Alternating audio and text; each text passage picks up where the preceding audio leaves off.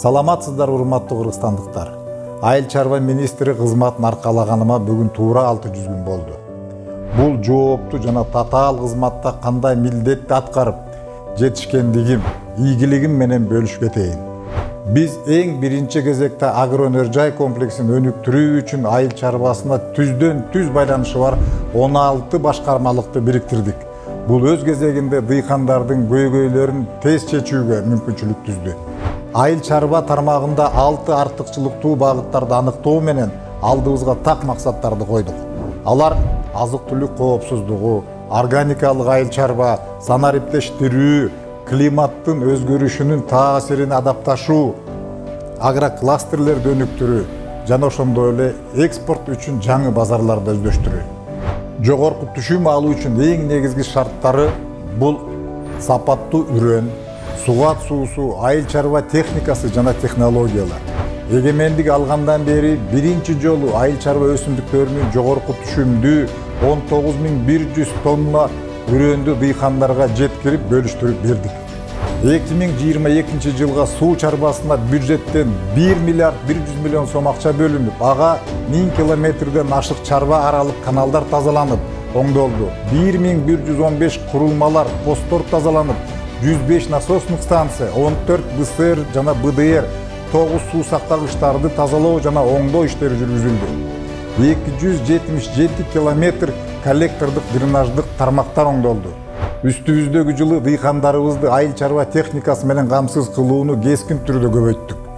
2021 жылы айыл чарба техникасы 1 миллиард 286 миллион сомго берилген болсо, быйылкы жылы ал көрсөткүч 2 миллиард 500 миллион сомго чыкты.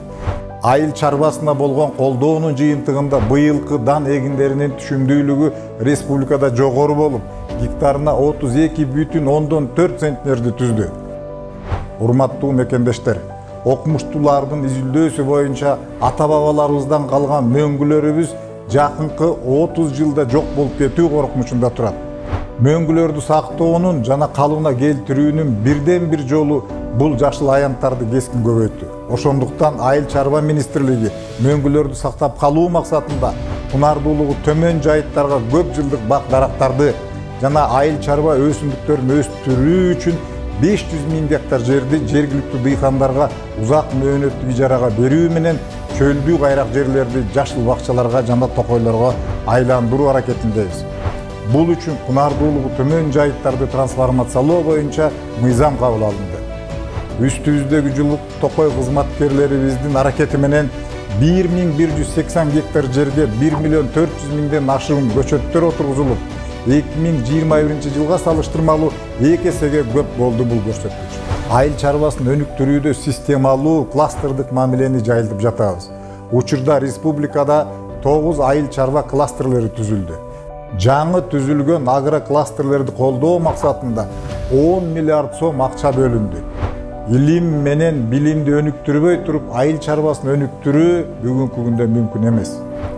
Кыргыз мал чарба жана жайыт илимий изилдөө институтун модернизациялап, жаңы шаймандар, технологиялар жана асыл тукум малдар алынып келинди. Асыл тукум иштерин жакшыртуу үчүн республиканын түндүгүндө жана түштүгүндө 2 суюк азот чыгаруучу заводдор ишке кирди. Органикалык айыл чарбасы Кыргызстандын эң маанилүү жана келечектүү багыттарынын бири. Органикалык айыл чарбасы жөнүндө мыйзамына өзгөртүүлөрдү демилгелөө менен айыл чарба продукциясынын улуттук сапат стандарттарын иштеп чыктык. Учурда эл аралык деңгээлдеги органикалык продукцияны сертификациялоо борборун аккредитациялоо процесси жүрүп жатат. Бунун баардыгы дыйкандарыбызга айыл чарба продукцияларын жогорку баада сатуу мүмкүнчүлүгүн түзөт. Биз чет өлкөдөгү элчиликтер жана консулдуктар менен биргеликте ата мекендик продукцияны жакынкы жана алыскы мамлекеттерге чыгаруудабыз. Кыргызстандын айыл чарбасынын артыкчылыктуу багыттарынын бири болгон балык чарбасынын өнүгүүсү жылыга эселеп көбөйдү. 2021 жылы 10.344 тонна өндүрүлүп, 5183 тонна экспорттолгон болсо, быйылкы 2022 жылы бул көрсөткүч 8 айдын ичинде 11.000 тонна болуп, биздин экспортубуз 2100 тоннаны түздү. Инвестиция бул экономиканын өнүгүүсүнүн негизги шарты. Өткөн жылга салыштырмалуу 2022 жылы айыл чарбасына 26 миллиард сом акча бөлүндү. Каражаттар агроөнөр-жай комплексинин негизги багыттарын жакшыртууга, үрөңдөр, жер семирткичтер, айыл чарба техникалар, суга суусу жана технологиялар менен өлкөнүн бардык дыйкандарын камсыз кылуу максатында жумшалууда.